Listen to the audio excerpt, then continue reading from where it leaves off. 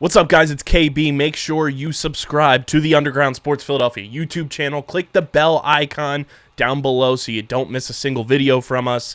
And thanks for tuning in to another video from Underground Sports Philadelphia. Now let's get into it. Philadelphia, baby, you're going to love it. Best sports fans in the world. Actually, the worst, but that's what makes them the best. All right, I think we are all set. What is going on, everybody? Welcome into the final episode of Underground Sports Philadelphia in 2022. It's episode number 494. KB and Matt coming at you from Underground Studios. We got a lot to dive into about our teams, about some rival teams. I think I'm ready to add another to the list of money laundering that I have famously put out on the internet after the Atlanta Braves did what they did. Once again, Carlos Correa may or may not be a Met. Gotta love it. We're going to talk about the Sixers absolutely blowing it against the Washington Wizards, figure out all you need to know for Eagles Saints, and of course, look back at 2022 and look ahead to 2023, as this will be our last episode before the new year. So Happy New Year to everybody.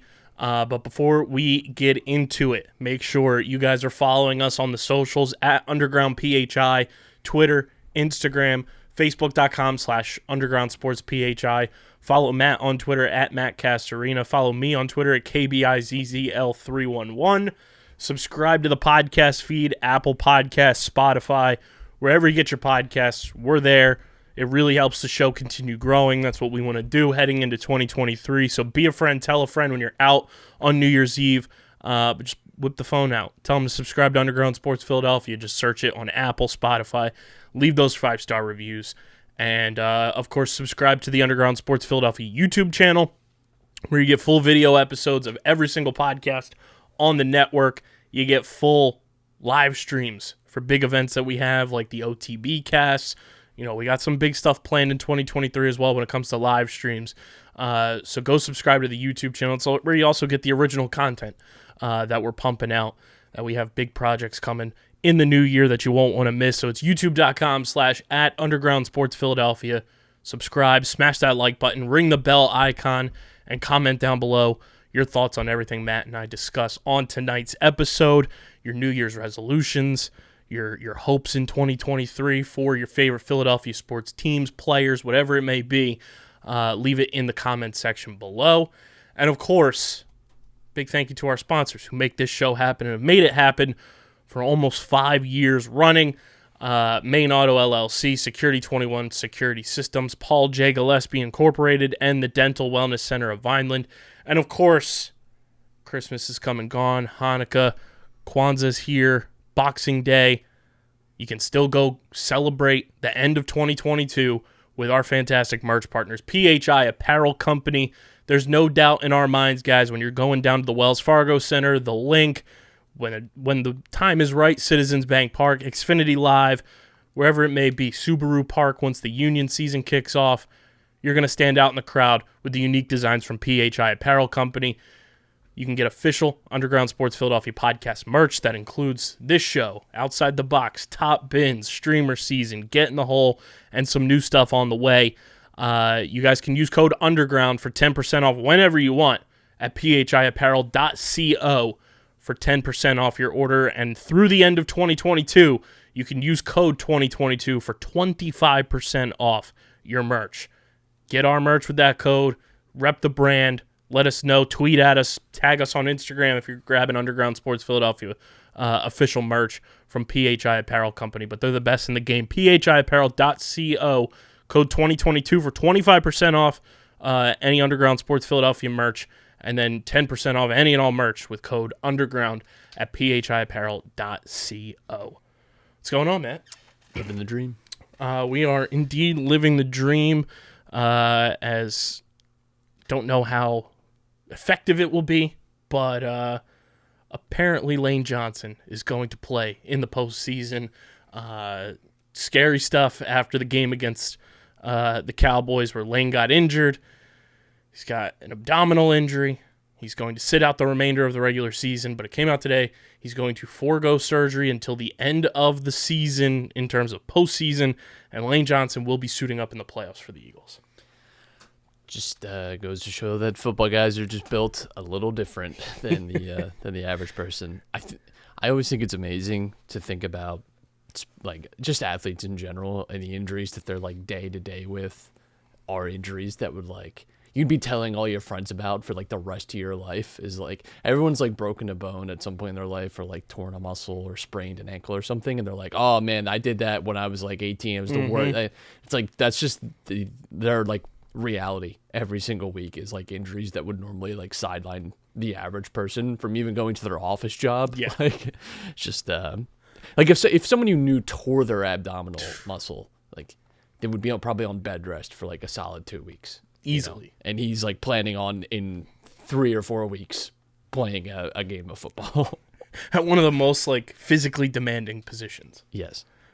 Just hungry dogs are built different. He's got that hungry dog in him. Jalen Hurts did not participate in the walkthrough today for the Eagles, so if he doesn't practice tomorrow, it's unlikely he'll play against the Saints. I'm kind of fine with that. We had Ralph Marlboro on Eagles Enemies this week, which will come out later this week, so make sure you check that out. He said if the Eagles don't win this game, he tweeted this at me too, if the Eagles don't beat the Saints, they're going to be one and done in the playoffs. Yeah, the Saints have been not great offensively at all. Defense scares me a little bit just because they've been able to make big plays throughout the season, but I would imagine – I just think when you can like consider too – Eagles are a few bad plays away from probably winning in Dallas over the weekend with Gardner. I think you have to expect that they're able to take care of the Saints. And that would wrap up the division, wrap up the 1 seed as well. So that would do a lot of good for them, I think, just taking that off the mind. But, yeah, I mean, we talked about Jalen and his injury, and I found out, too, that it's not a AC joint sprain. It's a different joint. It's like the SC joint. Yeah, which is apparently, though, like the worst of the two, I guess, to sprain. An AC joint is a shorter recovery time and is, I guess, less prone to re-injury or a more serious injury, whereas the SG joint, longer timetable. Tyreek Hill had this injury, and it took him over a month to return to action. Little different when you're a wide receiver as a quarterback, but it's his throwing arm. So, yeah, I mean, I wouldn't even be shocked, too, then, in a really meaningless game, potentially, in Week 18 against the Giants. I know we talked about maybe him getting a little bit of burn, but this just feels like an injury maybe that's a little more serious than we're being led to believe. And I think the Eagles might do well to just give him what would be essentially a month off, to rest and make sure this thing is good for the playoffs. Yeah, I've seen a lot of people say, like, let Gardner beat the Saints this week because he's fully capable. Like, against the Cowboys, Gardner Minshew fully proved he's like a top 20, at worst, top 25 quarterback in the NFL. He should be on a lot of teams as a starting quarterback, and we're lucky that, he's the backup here. But he should be fully capable of beating the Saints. You're not typically going to have 4 turnovers in a game like the Eagles did, and the 2 games that they've had 4 turnovers, they lost. So just don't turn the ball over. And the Eagles win that game against Dallas. They gave them 20 points on turnovers. You let Gardner beat the Saints. You wrap up everything. I have seen people say just to see and like let him test it in a game scenario where there is kind of that like ticking clock in your head to like get the ball out of your hands. You let Jalen play for a quarter or like a half, depending on how he's feeling that way.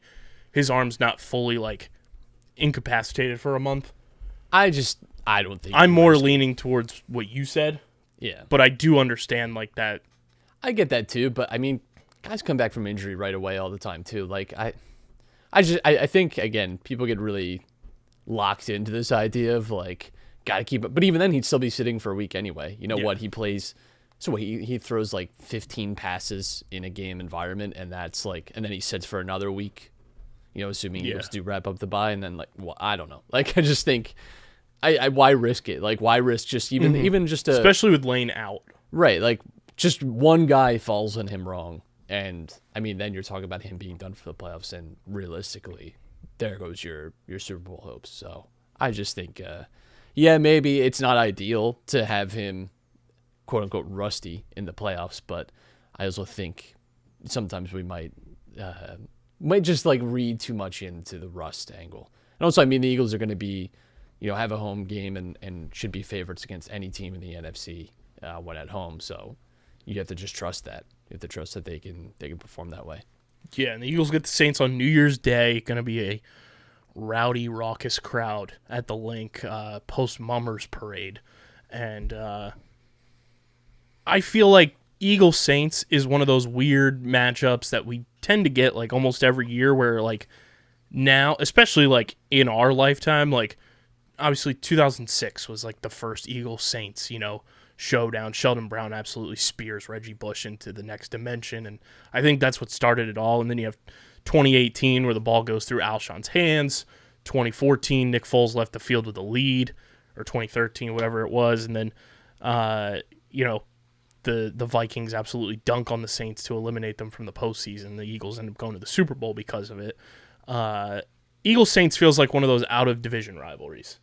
Yeah, I think I think too, like what Kamara saying that if they had beaten the Vikings, they surely would have gone to the Super Bowl and won. A lot of like sour grapes there. So, I think in general, people, I don't really feel like any type of way about the Saints, if I'm being honest. But it does feel like one of these matchups that over the years has like it's got a little more edge to it than just your typical like conference game. I would say out of most teams in the NFC, it's there's some history there. You have the Malcolm signing. Yeah, CJ Gardner-Johnson now. But I mean, outside of that, there's not even that many other like connections. Not like a ton of like coaching connections, any things like that. So I just think in general, though, there's been some big highlight plays in the past, which all factors in, and I think especially this year, though, this Saints team is so different. And I mean, it's the edge this year is, of course, that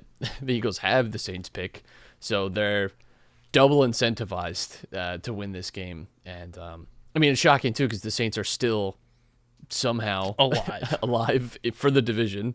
A win this week helps out the Eagles in so many ways. One small interesting tie. He's no longer with them right now, and he's probably going to be getting the Saints at least a first-round draft pick. Sean Payton was the quarterbacks coach for the Eagles back in the 90s, 97 and 98, right before Donovan came in. So there's that small little connection there. And then obviously Sean Payton was far more successful as the head coach of the Saints and also leading, Bounty Gate. And then you get a movie portrayed by Kevin James. Bizarre. COVID did a lot of weird things to people's brains, I think. Unreal. How have you felt about, because the numbers, the viewing numbers have come out for comparing the NFL on Christmas, the NBA on Christmas numbers. How do you feel about these like holiday NFL games and like them trying to make it a thing? I like it. I actually, I'll be honest, I have not watched NBA Christmas in a while. I don't have cable. I have all like streaming service stuff, and ESPN and ABC. Typically, you have to pay extra monthly for, which I'm not doing because I can't justify it in my mind, even though I think it's like $5. But and that's where all these NBA Christmas games are, and I don't care about it. And I think I think nationally too, when it's NBA is a very followed league, and the teams are very like followed. The average person, though, even someone who doesn't watch sports, is going to be more comfortable with an NFL game on in the background of Christmas Day than they are a basketball game. Because the NFL just dominates people's lives on Sunday. It doesn't matter that it's Christmas. It's still Sunday. Even if you're not actively watching the game, we were both at a Christmas get-together, and the game was just kind of on in the background. Yeah. And, I mean, they weren't worth watching, to be honest. No. But still, it's on in the background. You kind of tune in and maybe talk about the game a little bit. And people just don't have that connection with the NBA on the same like scale and level. I think it just shows that the NFL is still super dominant, and no matter what, is just gonna always draw a ton of attention. I don't think it says anything necessarily negative about the NBA. I think it's just that the NFL is still just such a juggernaut when it comes to attention and viewership. And I think the NBA is like the Gen Z sport almost, where a lot of, the younger fans, they're not fans of teams per se. They bounce around and they just like guys that play for certain teams. Like, they're fans of players more so than they are of actual teams. more likely than not for your casual, like, younger audience. So, like, I think that also plays a part with the NBA now, where, like, the NFL, you're mostly locked into a team. Yeah, definitely. I think it's the NBA, just the nature of it. One player, one great player can make such a difference. It's why you have like 6 MVP candidates this year, and you don't have that in football. It's always just whoever the best quarterback is on the best team that wins it. That's not necessarily the case in the NBA. You have, like you said, like a lot of younger fans, I think, that just latch on to Luka or Giannis, right, as like their favorite player, Steph Curry, and still is. But I think too, it's just, like whenever those leagues are going to be competing against each other, the NFL is going to win. The NFL is going to beat every other sport no matter what. I also don't think the NBA Christmas roster was all that great. I'm going to be honest. It's much better on paper. Sixers Knicks is like not interesting at all.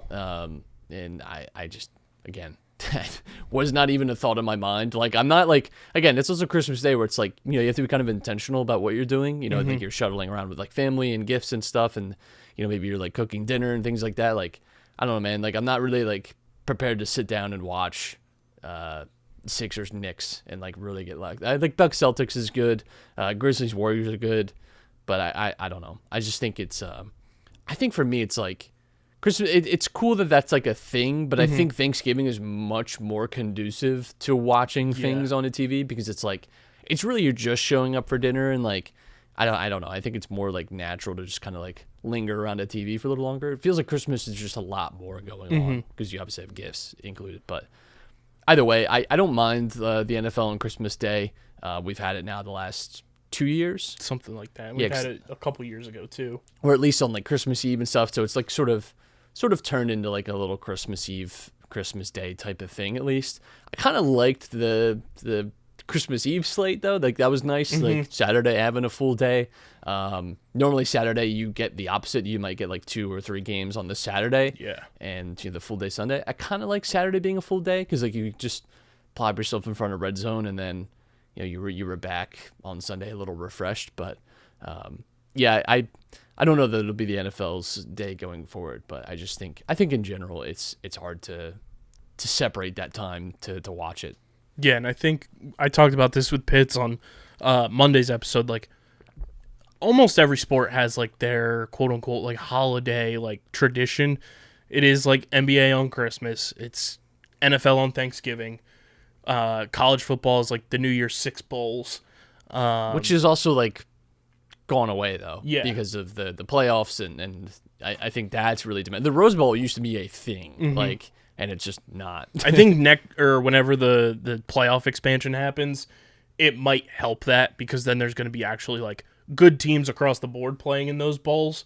So we'll see how that occurs and everything. And the Rose Bowl will be back in play. I think it just diminishes it to me. I don't know. I think because right now it's what the Rose Bowl and what else are the 2 playoff. So this year it's the Fiesta Bowl, I believe, and the Sugar Bowl.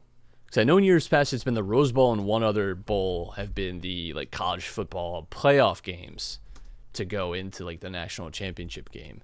I mean, college football is already weird with the bowl games. Like it's just such a bizarre. We have a Jimmy Kimmel Bowl this year. It's such a bizarre system to begin with.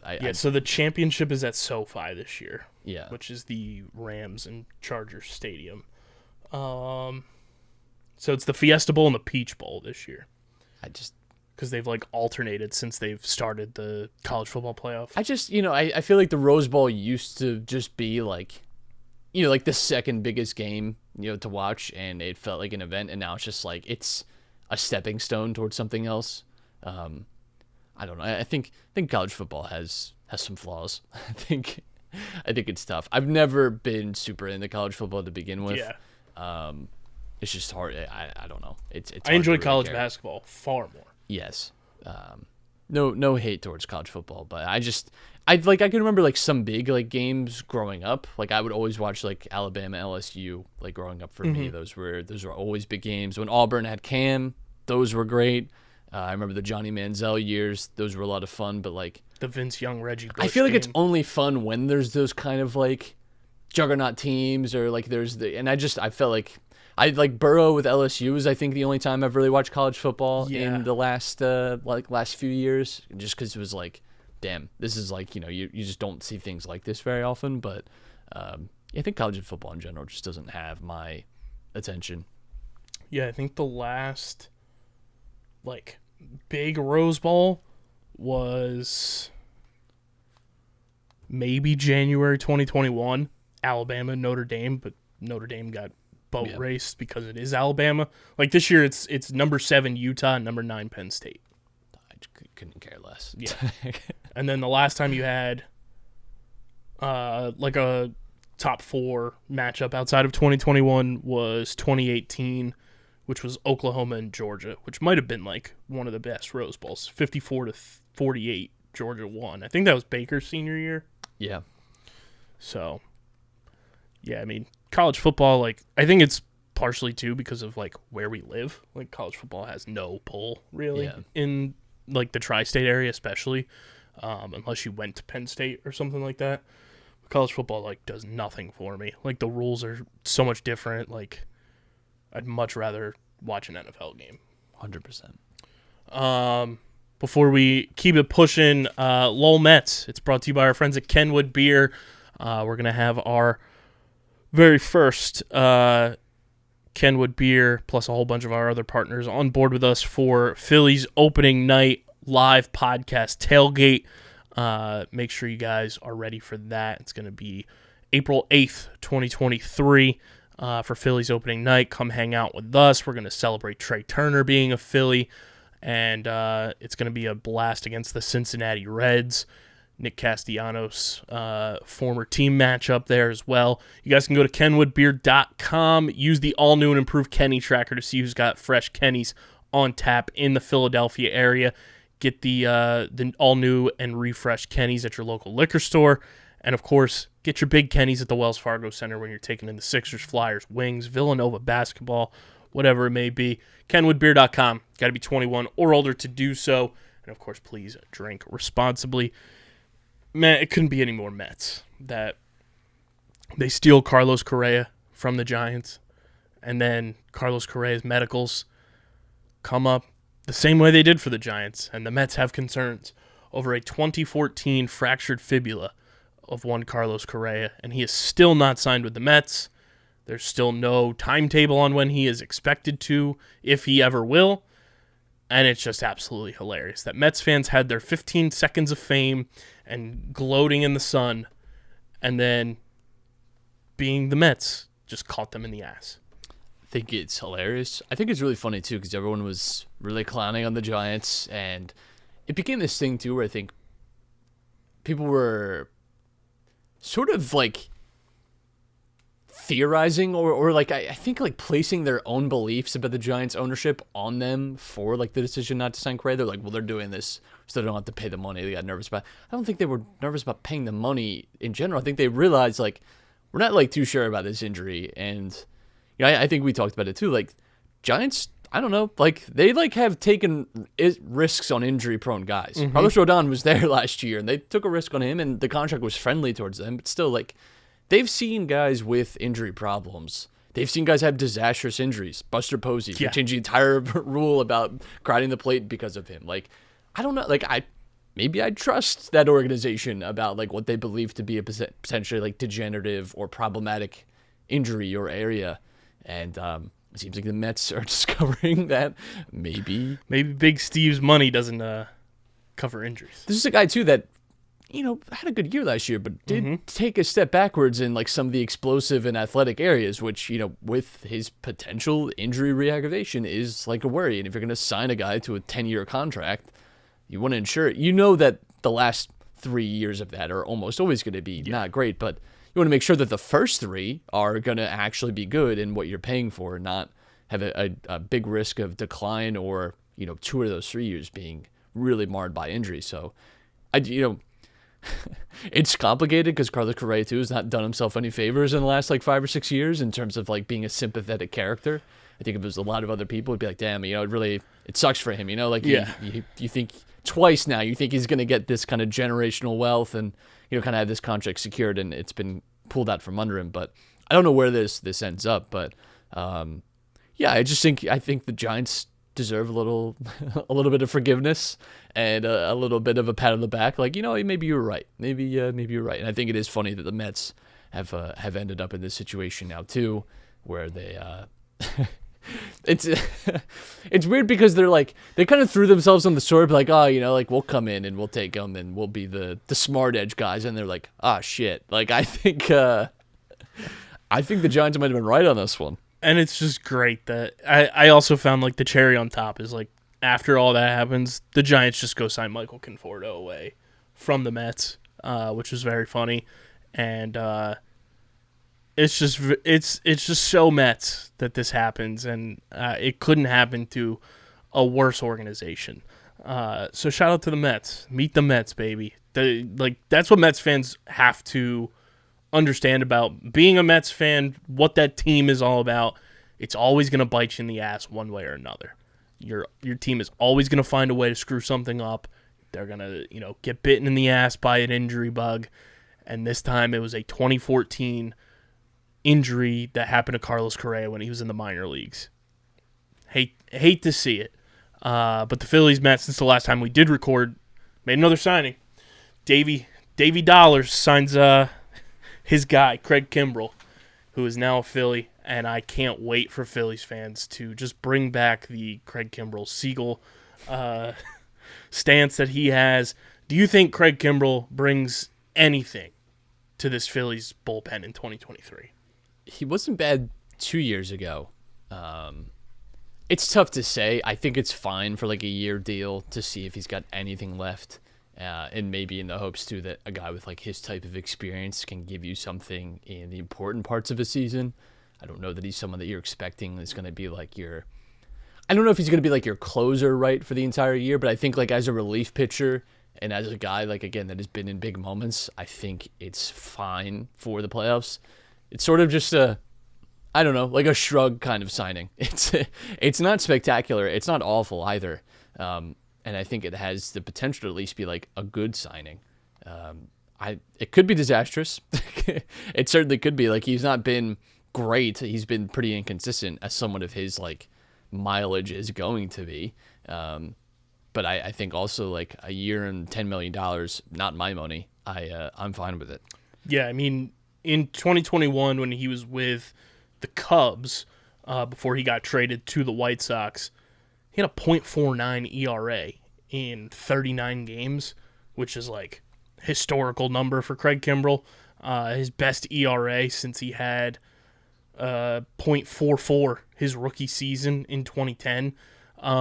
He wasn't bad for the Dodgers last year. He went 6-7 out of the bullpen with a 3.75 ERA in 63 games. He had 22 saves, 60 innings pitched. He just had like those blunder moments where like they stood out, and it's very Phillies bullpen to add a guy like that.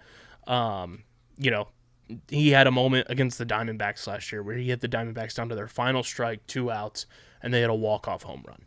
Yeah. Like, he's at that phase of his career now where he's 34.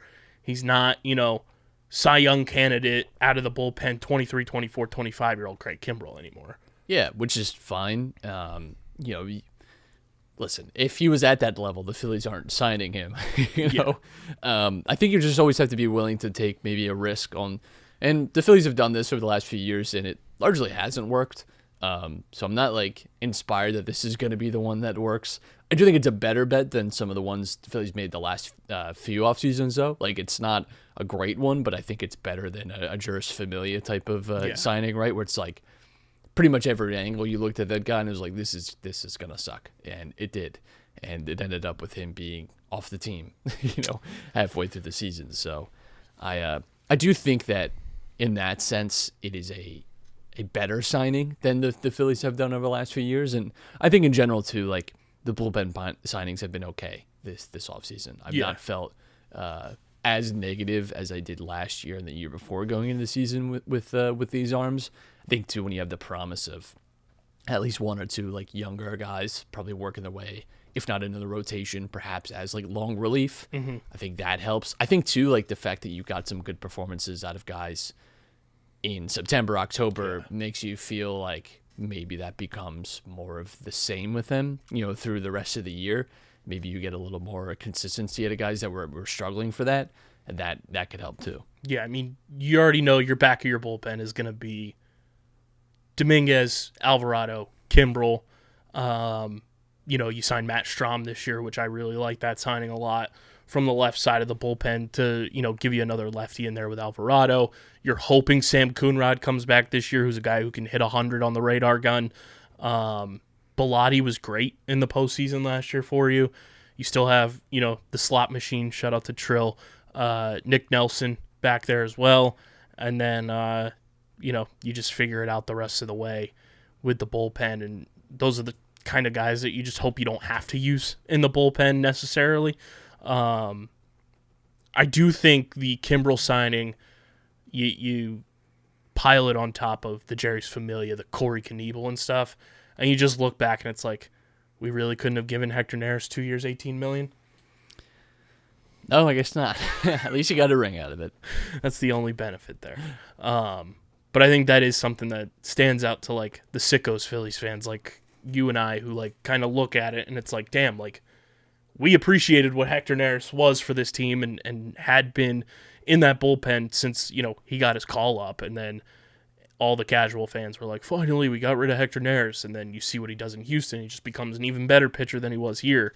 You could have had that for cheaper than what you spent on Corey Knievel, Craig Kimbrel, and Jerry's Familia over the last 2 seasons. So that's what you get sometimes when you roll the dice on not bringing back your own guys. But we could be. I don't know. The Mets are having it pretty rough right now.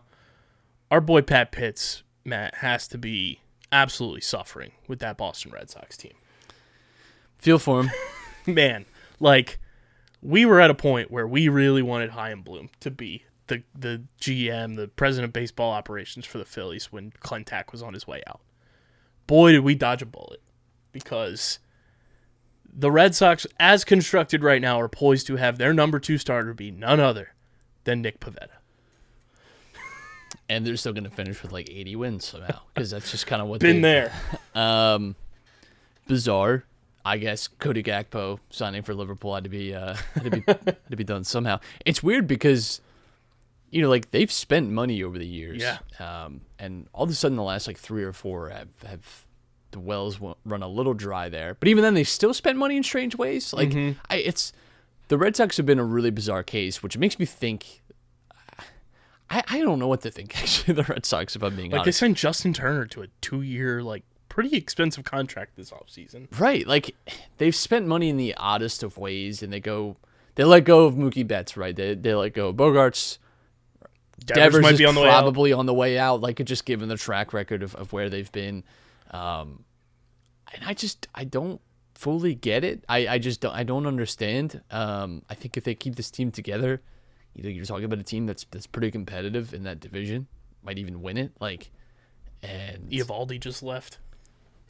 Eovaldi's not the biggest right. Sin, but it's just kind of bizarre from them. I don't really get what they're doing, because they're not even. It's not even like they're like, oh, we're kind of tearing it down and moving on. They're sort of just they're sort of willingly putting themselves in the purgatory zone, where it's we have good pieces still, not enough to compete, but certainly not enough to save money and just kind of build up the farm system again and have it go in 4 or 5 years. They're just sort of languishing right now, and that's a bizarre spot for them to be in. There's that, and then there's now what I believe is the most injury-prone rotation in baseball.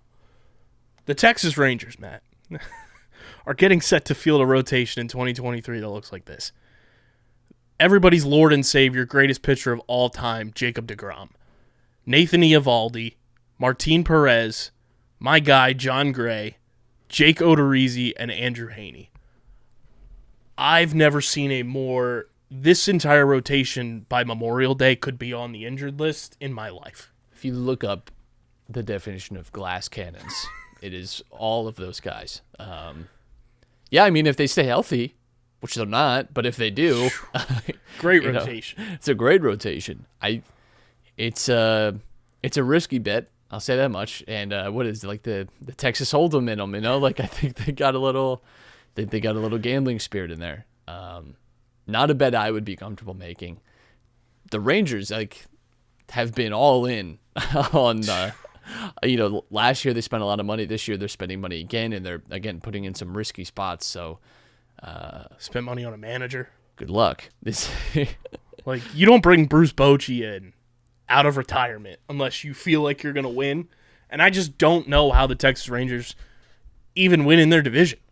Like, you have two teams from that AL West that made the postseason and won the World Series this year. Good luck. Bizarre. Like, I don't understand what the Rangers are doing at all.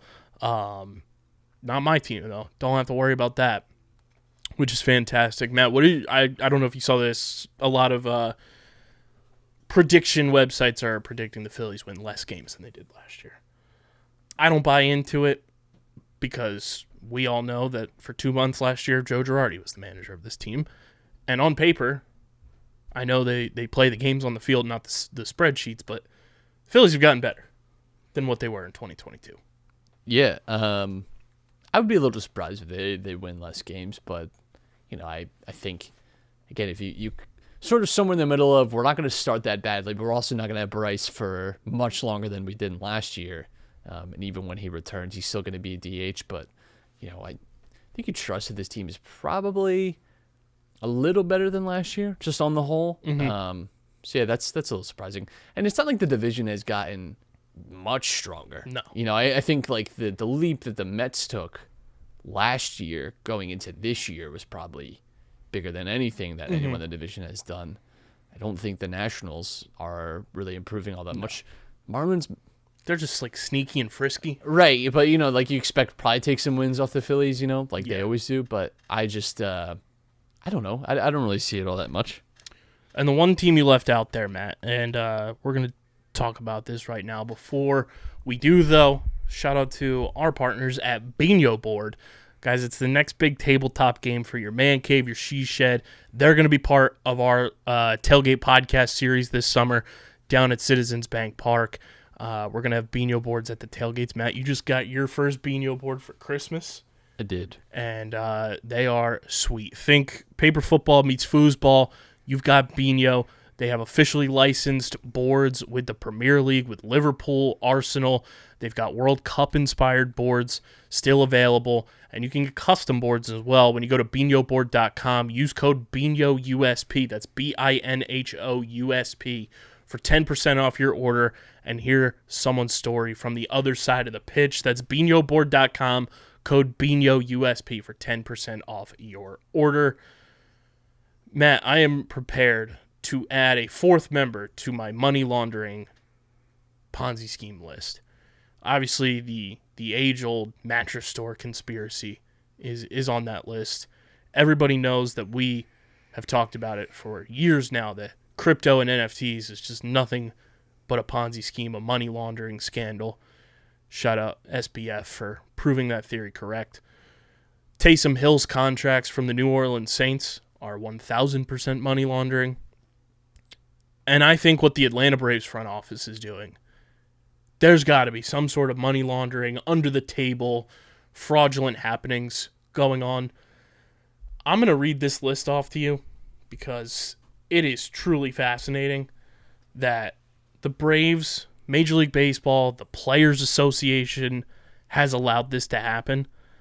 These are the contracts that the Atlanta Braves have signed their players to that are for, I believe, 7 or more years, including newly acquired catcher Sean Murphy, who they signed to a 7-year, $63 million contract this week. Right here. Players the Braves have signed a 7+ year extension since 2019. Ozzie Albies, 7 years, $35 million. That one is crazy. Ronald Acuna Jr., 8 years, $100 million. Matt Olson, 8 years, $168 million. Austin Riley, 10 years, $212 million. Michael Harris, 8 years, $72 million. Spencer Strider, 7 years, $92 million. And Sean Murphy, 7 years, $88 million. I don't understand how they're able to continue getting away with this. So I think with Sean Murphy, it pays him through his arbitration years, meaning he loses some free agency time, but he's going to get like a pretty, like it sort of works out in some ways best for both teams. I think it's actually like a pretty smart deal, I think, for everyone involved, because he's obviously played well, would probably make better on the open market, but you have to wait a few years to get on the open market. And he's sort of locked in now. He's going to get paid a pretty decent amount, have like that contract security too for the catcher position, which is like a position that's not kind to players, and still has the potential for like another contract after that, you know? So I think it's, but yeah, I mean, so many of those contracts are bizarre. We've talked about it so much that the Braves are just able, the Spencer Strider contract isn't in there, right? Like they extend him, and like, I don't get it. I don't get what kind of magic they work on these guys to convince them to, because ultimately those contracts are pretty much all team friendly ones. Even the Sean Murphy one, even though he's getting like definitely some good out of it, it's still, I would say, a team-friendly contract. Like they're making a bet that's going to go in their favor more often than not. So as much as we hate them, you know, like they know how to finesse. Finesse is right, and man, the Albies one is just the Albies one. I think egregious. is really egregious. The Acuna one too is just crazy bananas, because that was also too at a time where like guys were getting big contracts. Yeah. You know, that was right in the Bryce Machado like saga. So I even Matt Olson, 8 years, $168 million. Like, yeah, Matt Olson, as much as I can't stand him, he's really, really good defensively and offensively. Yeah, it just blows my mind. But shout out Dansby Swanson for getting out of the clutches of the Atlanta Braves. Yeah, see ya. See you in Chicago when the Cubs sweep the Phillies in a 4-game set later this year. We'll see about that. Happened twice. The Sixers, Matt, they did it again. Find a way to lose a stupid game to the Washington Wizards. I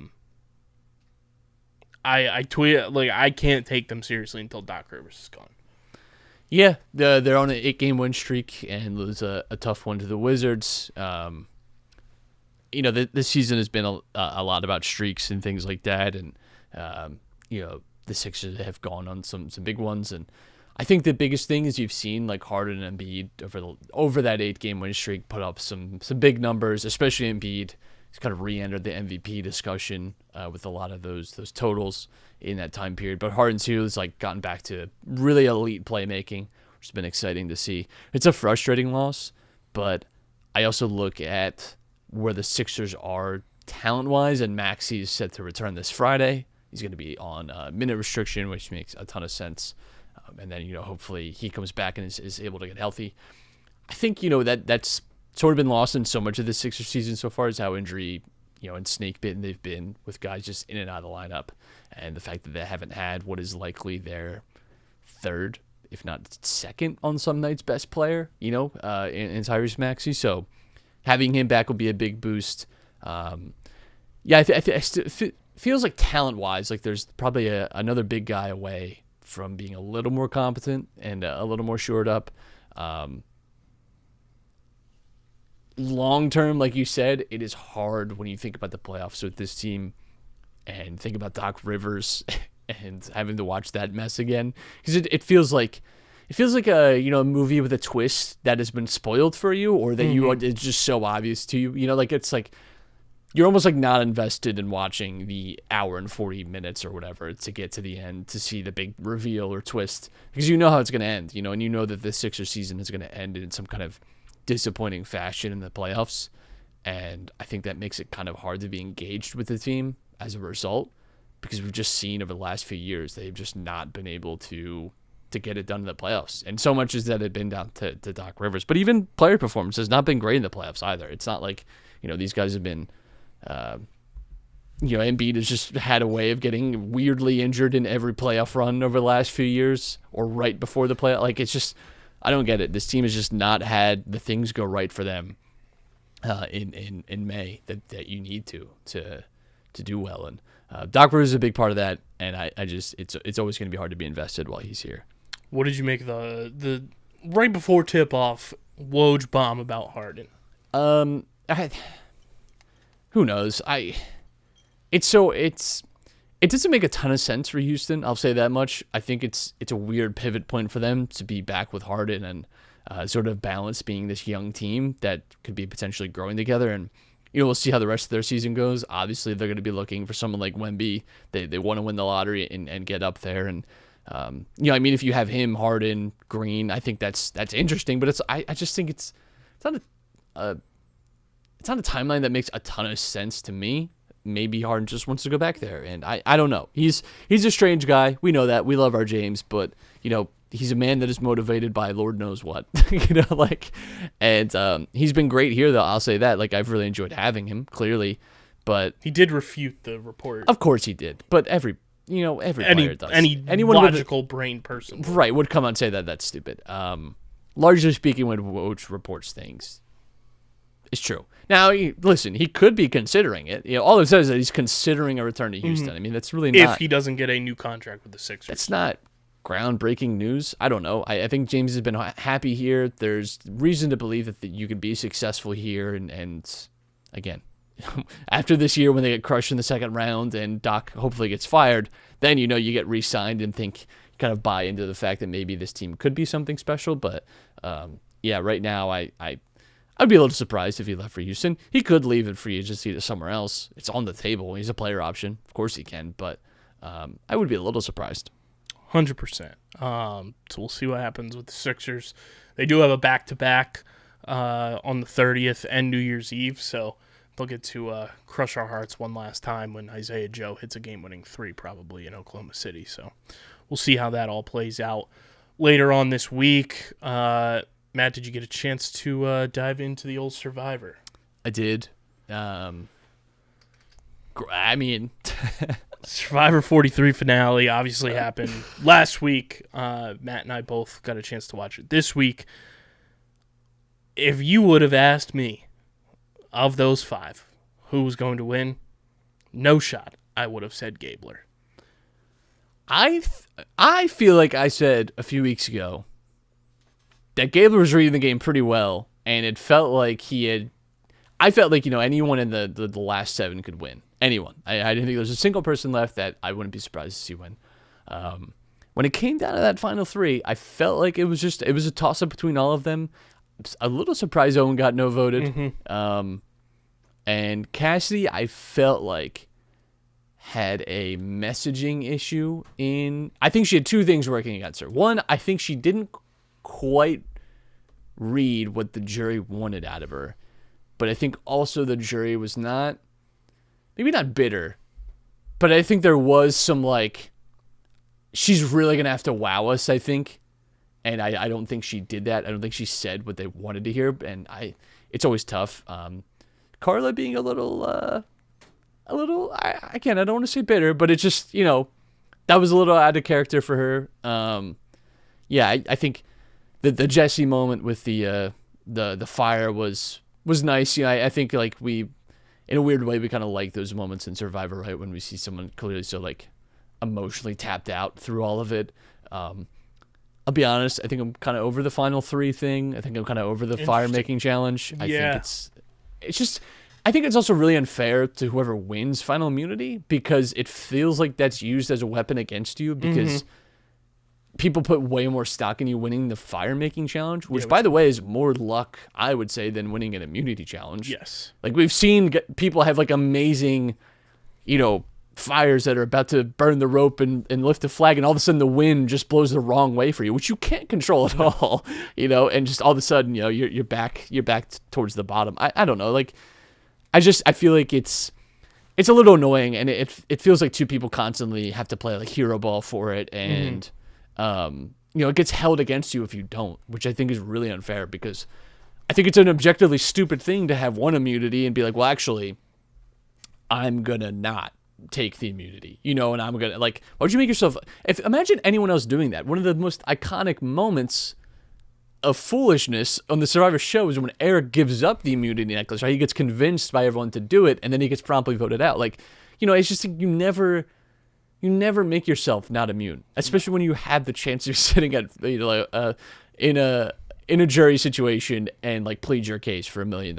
I just think it's dumb, and I think we've had a ton of final threes now where someone doesn't get a single vote, and I just think why not? I just make it 2 again. I think make it a twist too. Make it be like I thought they were going to do that last year. I thought there was going to be the twist where it's like, actually, you think that it's going to be a final 3, but it's a final 2. Like that would be cool. Like let's mix it up a little bit. Would be my my New Year's wish for Survivor.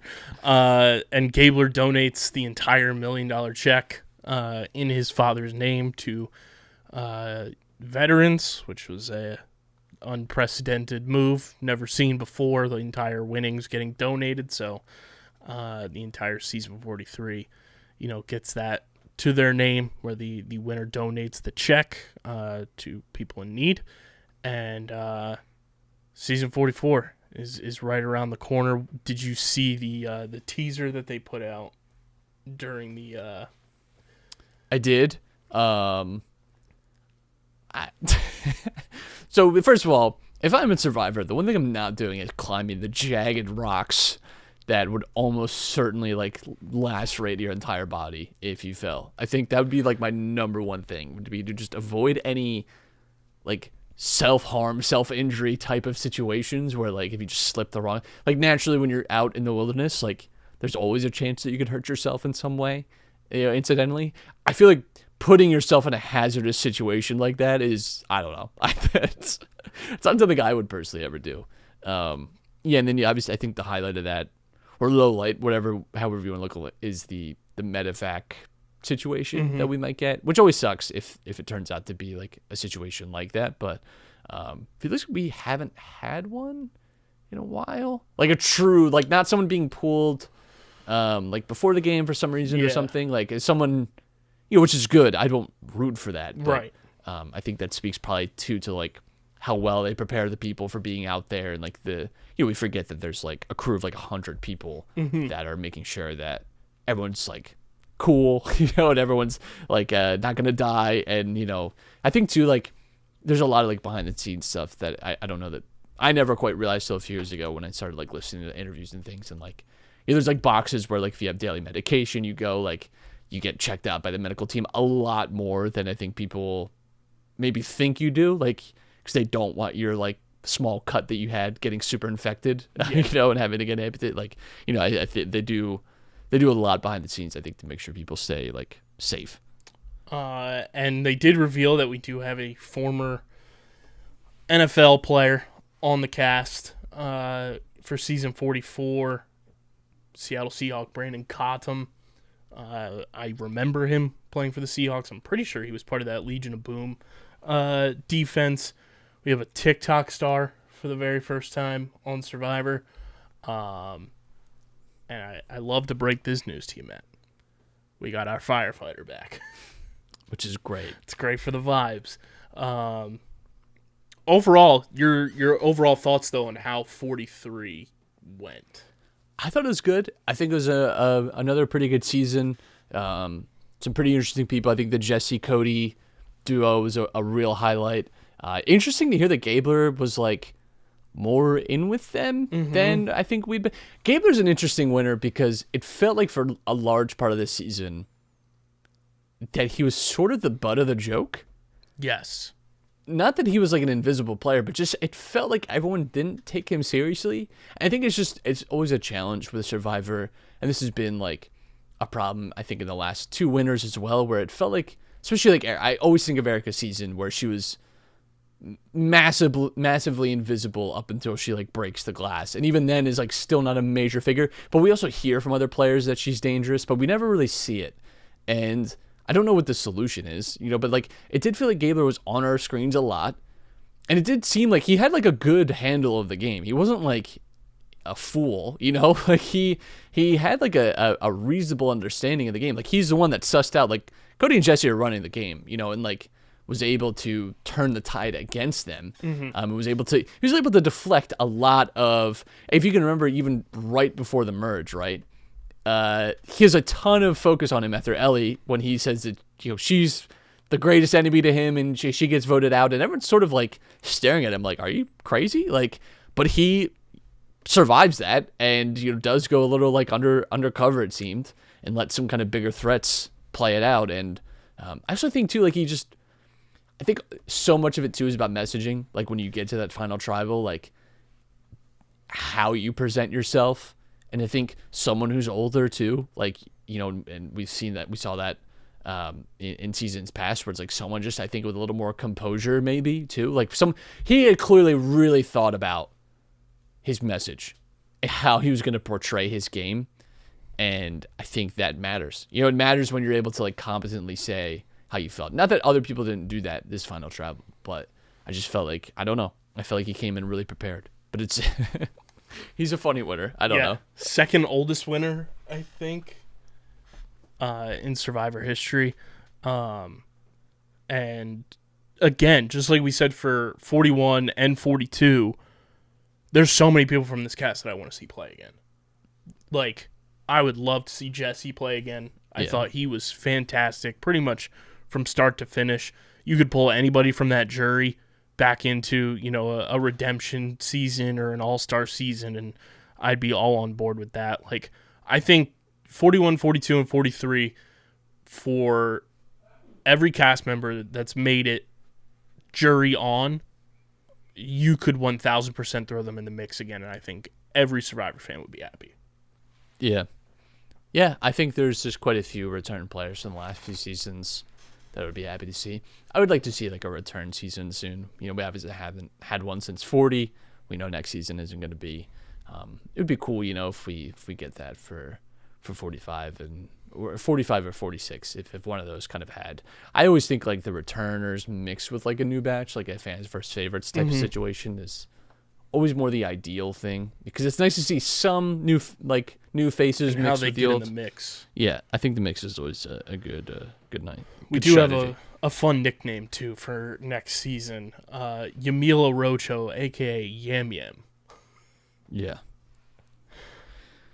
44 is gonna be wild. I didn't know how they were gonna go too with the intro video that they gave with like all like the knights and dragons and everything.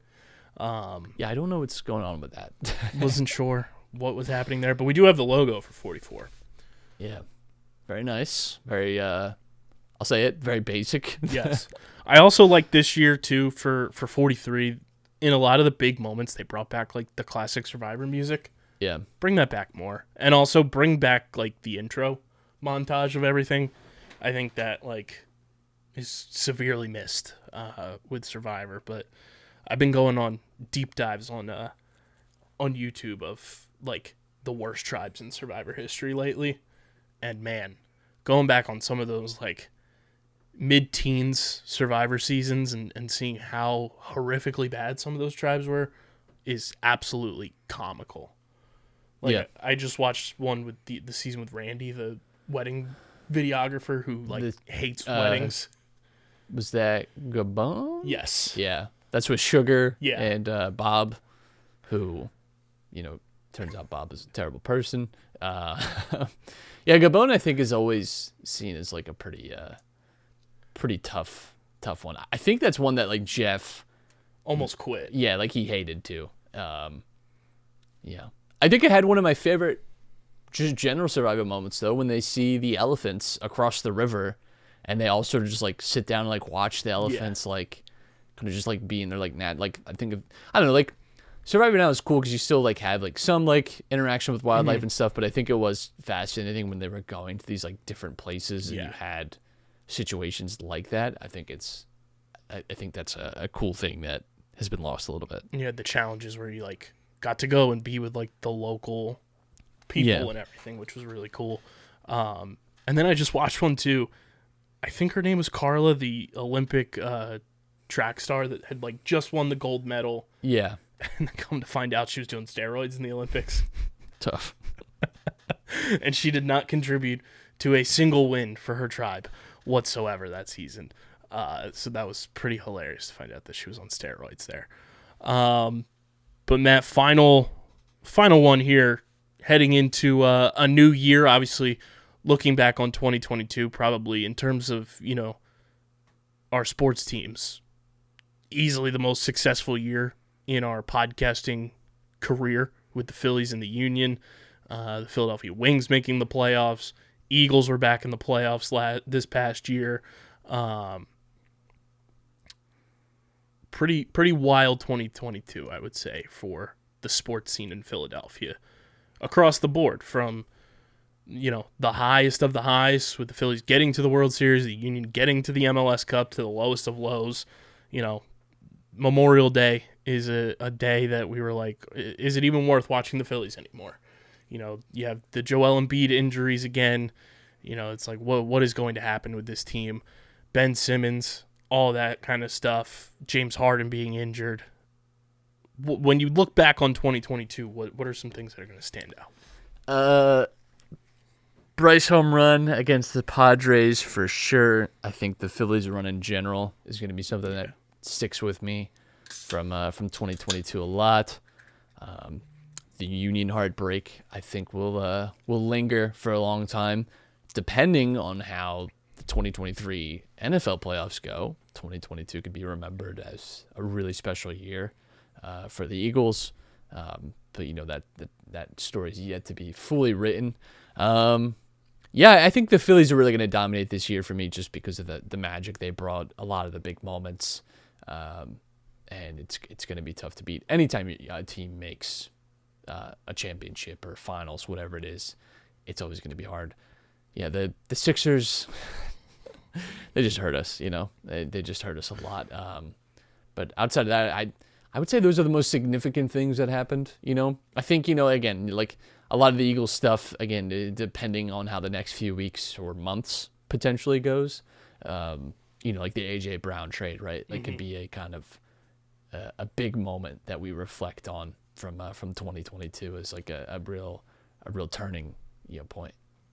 Yeah, 100%. I think one that just happened recently. Shout out! I think he's going to be up for our Underground Sports Philadelphia Hall of Fame in February for the Legend Award. Jim Gardner, final broadcast, and having, it's rare that you have a city have people tailgate a news anchor's final broadcast, but that's just Philly, baby. Shout out to Jim Gardner. 2022 was wild. It's going to be fun, and 2023 is going to be even crazier. It's our 5-year anniversary in 2023 of doing this show and podcasting as a whole. What do you think is to come in 2023 for the city of Philadelphia with their sports teams? Again, I think the Eagles, we'll see. It's yet to be written. I'll be honest, I don't feel great about everyone else. The Union could be good, obviously, and I expect them to have a good season. Apparently, Gazdag is staying. They're talking about a contract extension there. But that would be huge. We talked so much about the Sixers and how we don't have any faith in them in the playoffs, and it's hard for me to see that. Could have an MVP, though. Like Embiid could win MVP. That would be big. When we'd be starting off this decade with 2 MVPs, potentially 3. I mean, 3, yeah. I don't think Jalen Hurts is going to win anymore, but it could be a cool way to kind of have this year go. The Flyers are absolutely abysmal. Yeah, right. And it's tough to see them doing anything of note. Phillies could maybe give us some magic again, and that would be a good way to remember it. But I think your best bet now is hoping that the Eagles do something really special to make it feel like a big year in sports. How crazy is it, too, that like this year, and you go back to 2021 when Bryce won the MVP, like every team in this city has an MVP candidate outside of the Flyers, obviously. But yeah, again, the who, like Bryce Harper wins the MVP. Embiid's been an MVP candidate for the last 4 years. Jalen Hurts MVP candidate this year. Andre Blake was an MVP candidate this year. I don't see that happening in too many other cities. It's true. Yeah, to have like guys that are so dominant in their area on so many different like sports and teams is pretty cool. Shouldn't take that for granted too much, especially at the same time. Yeah, I hope that it's not for nothing. Yeah, it'd be a bummer if we get like nothing out of this. 100%. But that's all we got for you guys. It's been a hell of a year. We appreciate you guys tuning in all year round. And we hope you continue in 2023. Make sure you're following us on the socials at Underground PHI. I don't know if Twitter's going to be working quite ever. It's been down since we started the episode. So, Oh, I didn't know that. That's good. at least on desktop, I should say. Twitter mobile's still working, but notifications and stuff aren't. So that's great. But you can follow us on Instagram at Underground PHI, Facebook.com/UndergroundSportsPHI. You can follow all of us everywhere. Just search us on Instagram, Twitter, everything. Twitter, it's at Matt Castorina, at KBIZZL311. And make sure you subscribe to the podcast feed. Apple Podcasts, Spotify, wherever you get your podcasts. We're there. Leave those 5-star reviews. Let us know your thoughts on everything we talked about on tonight's show. And, of course, subscribe to the Underground Sports Philadelphia YouTube channel. That's another big way that you can interact with us in the comment section. YouTube.com/@UndergroundSportsPhiladelphia. We're at 334 subscribers right now. We got 3 days left for our year-end goal of 350. Let's see if you guys can come through. But youtube.com/@UndergroundSportsPhiladelphia. Subscribe, smash that like button, ring the bell icon, comment down below your thoughts on everything, and share the channel with your people. Big shout out to our sponsors who make this show happen. Main Auto LLC, Security 21 Security Systems, Paul J. Gillespie Incorporated, and the Dental Wellness Center of Vineland. Of course, get your merch at phiapparel.co, code underground for 10% off any order. It's the most effective and direct way to support everything we're doing here at Underground Sports Philadelphia. So get your merch. And this has been episode number 494 and the final one of 2022 of Underground Sports Philadelphia. For Matt, I'm KB. Until next year, we are signing off. Peace.